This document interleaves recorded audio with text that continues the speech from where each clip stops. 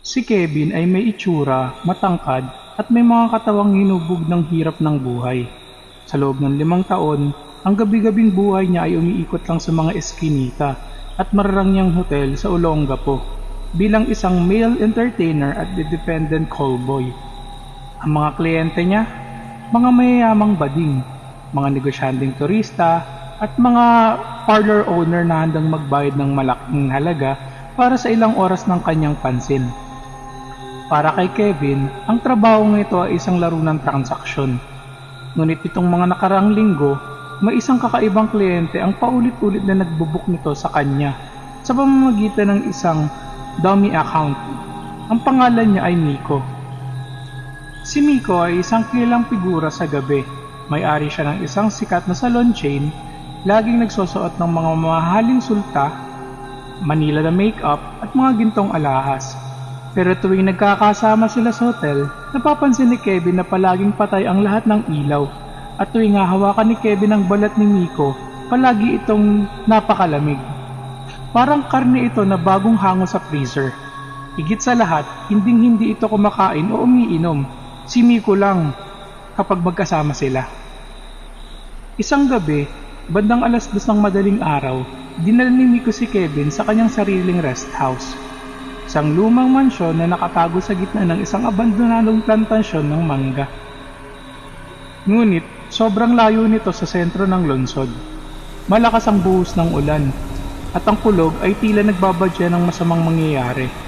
Pagpasok nila sa kwarto, imbes na ang karaniwang transaksyon, may kakaibang ngiti si Miko. Hinawakan niya ang pisngi ni Kevin gamit ang kanyang mga kamay, na may mahahabang kuko na kulay itim. Kevin, alam mo ba kung bakit ikaw ang paborito ko? Bulong ni Miko.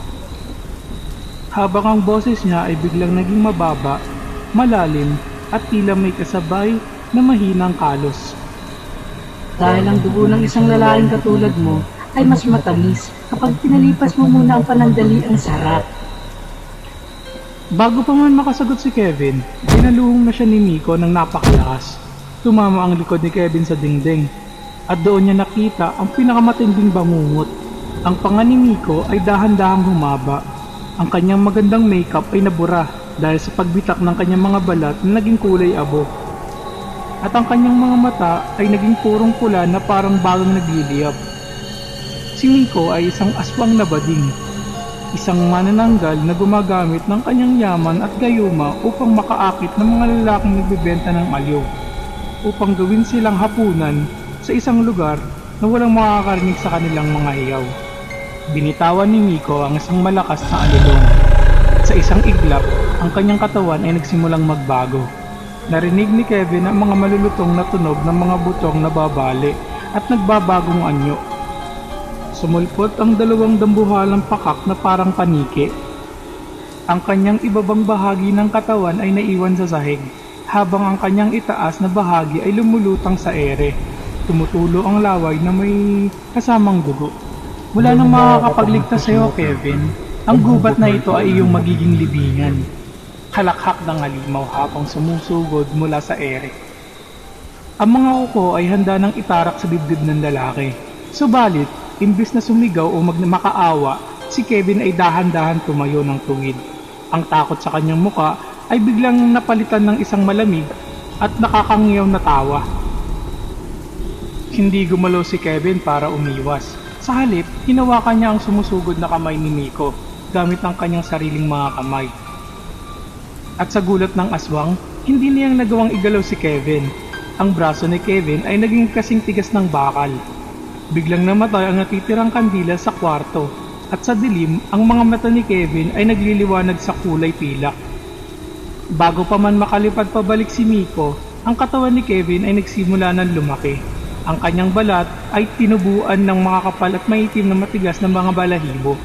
Ang kanyang panga ay humaba, naglabas ng mga pangil na mas malalaki at mas matatalas kaysa sa aswang. Sa loob ng 1 segundo, si Kevin ay nagbago tungo sa isang dambuhalang sarangay. Isang sinaunang nilalang ng gabi na may katawang tao ngunit may muka at lakas ng isang mabangis na toro na may mga bato na hiyas na kumikinang sa kanyang mga tainga.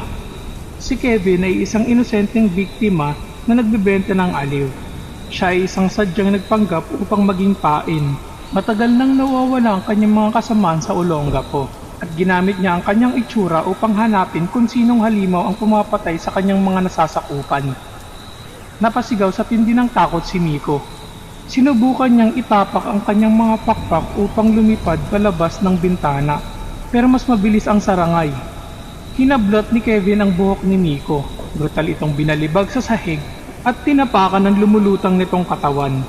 Gamit ang kanyang dambuhalang lakas, hinawakan ni Kevin ang kanyang pakpak at brutal nitong pinunit mula sa likod nito.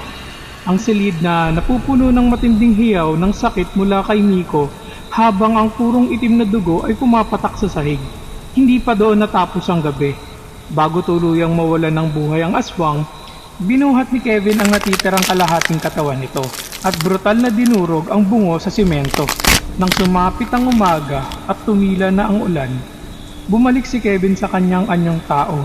Inayos niya ang kanyang jacket, kinuha ang perang iniwan ni Miko sa ibabaw ng lamesa bilang bayad at dahan-dahang lumabas ng mansyon habang sumisikat ang araw. Iniwan niya ang dugoong labi ng halimaw sa sahig. Patunay na sa ilalim ng dilim ng gabi, may mga pagkakataong ang inaakala mong tupa ay ang siya pang mas malaking leon na lalamon sa'yo. Kaya ikaw, mag-ingat ka kung sino bibigtamahin mo.